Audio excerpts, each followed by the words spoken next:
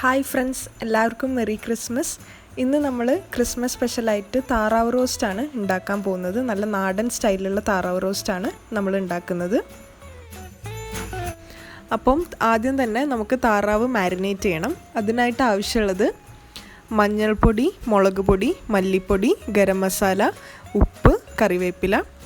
പിന്നെ കറി ഉണ്ടാക്കാനായിട്ട് ആവശ്യമുള്ളത് കോക്കനട്ട് ഓയിൽ, സവാള, കറിവേപ്പില, ഇഞ്ചി, വെളുത്തുള്ളി, പച്ചമുളക്, ചെറിയുള്ളി, മഞ്ഞൾപ്പൊടി, മുളക് പൊടി, മല്ലിപ്പൊടി, ഗരം മസാല, കുരുമുളക് പൊടി, തക്കാളിയാണ് ആവശ്യം. ആദ്യം തന്നെ നമുക്ക് താറാവ് മാരിനേറ്റ് ചെയ്യാൻ വേണ്ടിയിട്ട് ഒരു പാത്രത്തിലേക്ക് ഇടാം. അതിലേക്ക് ആവശ്യത്തിനുള്ള മഞ്ഞൾപ്പൊടിയും മുളക് പൊടിയും മല്ലിപ്പൊടിയും ഗരം മസാലയും ഉപ്പും കറിവേപ്പിലയും കൂടെ ചേർത്തിട്ട് നന്നായിട്ട് കൈകൊണ്ട് കുഴച്ചെടുക്കാം.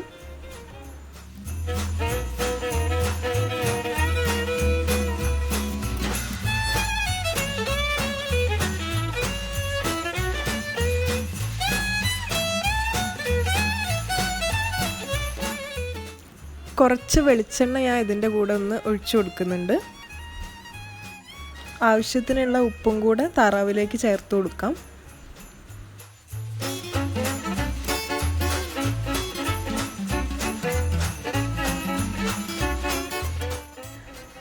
മസാല നന്നായിട്ട് തേച്ചതിന് ശേഷം നമുക്കതൊരു അരമണിക്കൂർ മാറ്റി വെക്കാം.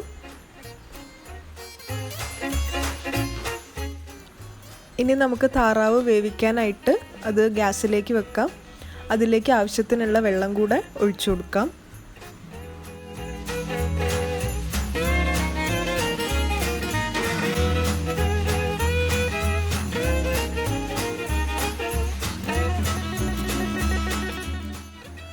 താറാവ് വെന്ത് വരുമ്പോഴേക്കും നമുക്ക് മസാല ഉണ്ടാക്കാൻ തുടങ്ങാം.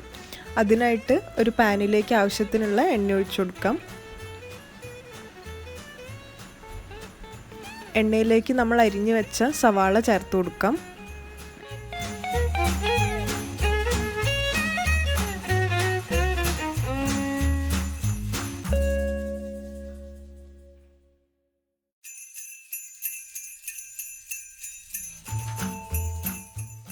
സവാള ഒന്ന് കുക്കായി കഴിയുമ്പോൾ നമുക്കതിലേക്ക് കറിവേപ്പില ചേർത്ത് കൊടുക്കാം.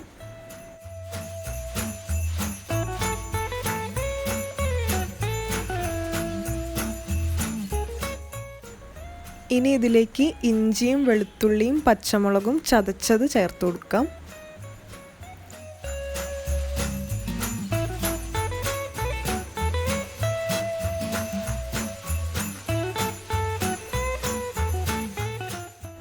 അടുത്തതായിട്ട് ചെറിയുള്ളി ചെറുതായിട്ട് മുറിച്ചത് ചേർത്ത് കൊടുക്കാം.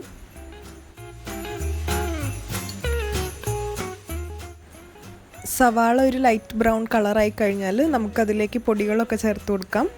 ഇതിലേക്ക് ഞാൻ ചേർക്കുന്നത് മഞ്ഞൾപ്പൊടിയും മുളക് പൊടിയും മല്ലിപ്പൊടിയും ഗരം മസാലയും കുരുമുളക് പൊടിയുമാണ്. പിന്നെ ആവശ്യത്തിനുള്ള ഉപ്പും കൂടെ ചേർത്ത് കൊടുക്കണം.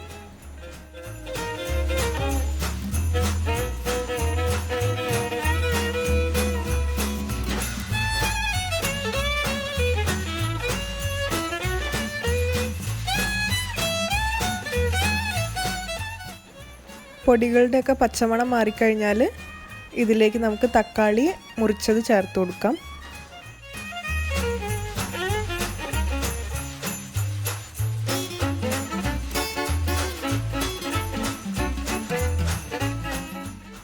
തക്കാളി നന്നായിട്ട് കുക്കായി കഴിഞ്ഞാൽ നമുക്ക് ഗ്യാസ് ഓഫ് ചെയ്യാം. ഇനി നമുക്ക് ഈ മസാല താറാവിലിട്ടിട്ട് നന്നായിട്ട് മിക്സ് ചെയ്തെടുക്കാം.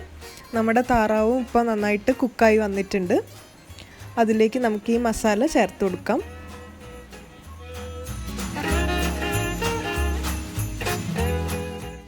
നിങ്ങൾക്ക് വേണമെങ്കിൽ താറാവ് വേവിക്കാനായിട്ട് കുക്കറിലിട്ടിട്ട് വേവിക്കാം. ഞാനെടുത്ത താറാവിന് അധികം വേവില്ലാത്ത ടൈപ്പാണ്.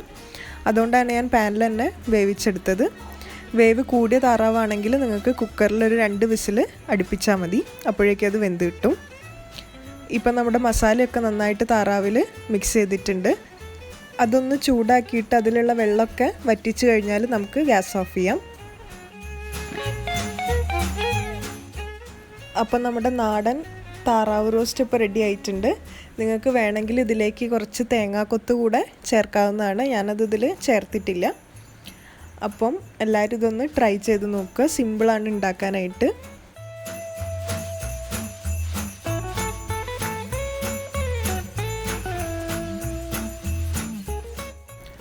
അപ്പോൾ ഈ വീഡിയോ നിങ്ങൾക്ക് ഇഷ്ടപ്പെട്ടാൽ ലൈക്ക് ചെയ്യുക, കമൻറ്റ് ചെയ്യുക. ഈ ചാനൽ ആദ്യമായിട്ട് കാണുന്നവരാണെങ്കിൽ സബ്സ്ക്രൈബും ചെയ്യുക. അടുത്തുള്ള ബെൽ ബട്ടണും പ്രസ് ചെയ്യുക.